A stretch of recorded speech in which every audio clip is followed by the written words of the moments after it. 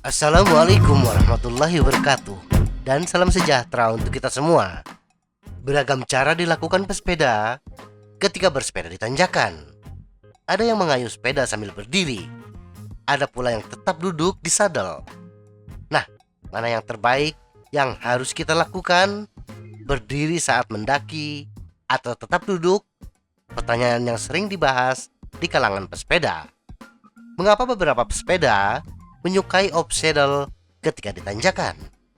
Apakah lebih efisien? Dan kapan kita harus berdiri? Dan bagaimana melakukannya dengan baik?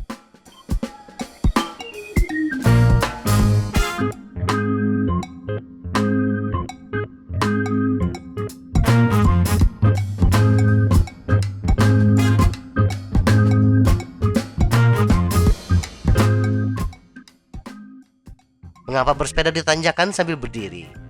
Perbedaan utama antara bersepeda duduk dan berdiri adalah intuitif. Bersepeda dengan berdiri akan membawa kita mengayuh pedal lebih lambat, tetapi menghasilkan tenaga yang lebih besar dalam waktu singkat. Hal ini disebabkan sebagian tenaga yang kita kerahkan dibantu oleh berat badan kita atau gaya tarik gravitasi. Walaupun obstacle akan menghasilkan power yang lebih tinggi, tetapi tubuh akan banyak bergerak dari sisi ke sisi yang tentunya akan lebih menguras tenaga kita. Itulah sebabnya obstacle hanya bisa dilakukan dalam durasi yang singkat. Tidak ada alasan yang ilmiah mengapa sebagian pesepeda tidak menyukai obstacle dan sebagian lainnya menyukainya. Semua berdasarkan rasa yang sifatnya subjektif. Untungnya, ada beberapa penelitian yang melihat bagaimana pesepeda mendaki di luar ruangan. Pendakian dalam sudut pandang ilmiah. Pada tahun 2018, sebuah penelitian yang diterbitkan dalam Journal of Sport Science yang membandingkan bersepeda duduk dan berdiri selama uji coba waktu di luar ruangan. Penelitian ini melibatkan 13 pesepeda elit dengan volume oksigen maksimum rata-rata 79,8 ml per kilogram per menit dan daya aerobik maksimal yaitu 6,3 watt per kilogram. Masing-masing diminta untuk melakukan 3 self-paced time trial pada pendakian sepanjang 3 km dengan rata-rata gradien 7% dan waktu pemulihan antar sesi adalah 30 menit. Pesepeda bebas untuk melakukan bersepeda dengan cara duduk atau berdiri selama pendakian sesuai keinginan mereka. Masing-masing dilengkapi dengan pengukuran daya dan penganalisis portable untuk mengumpulkan variabel metabolik dan fisiologis lainnya seperti penyerapan oksigen atau detak jantung. Tidak ada perbedaan kecepatan antara bersepeda sambil berdiri atau duduk. Para peneliti menemukan cadence menurun saat berdiri, sementara torsi dan keluaran tenaga meningkat. Tapi ada beberapa penemuan penting.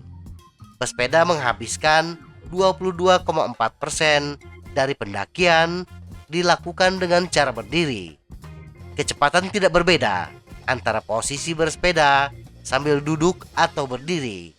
Ini menunjukkan bahwa mereka menggunakan berdiri untuk mempertahankan kecepatan selama bagian pendakian yang lebih curam.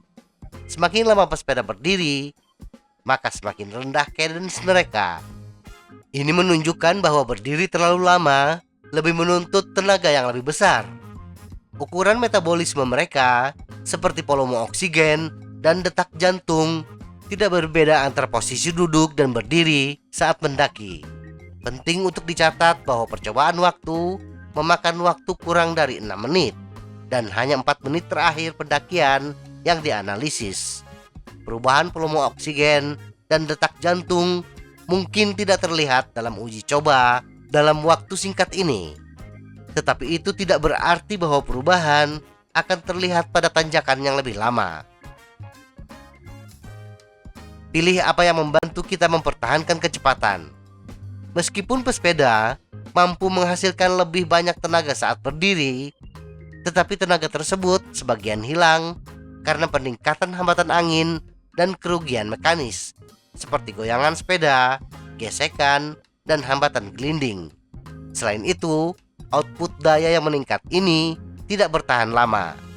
Inilah sebabnya penelitian ini tidak melihat adanya perbedaan dalam kecepatan.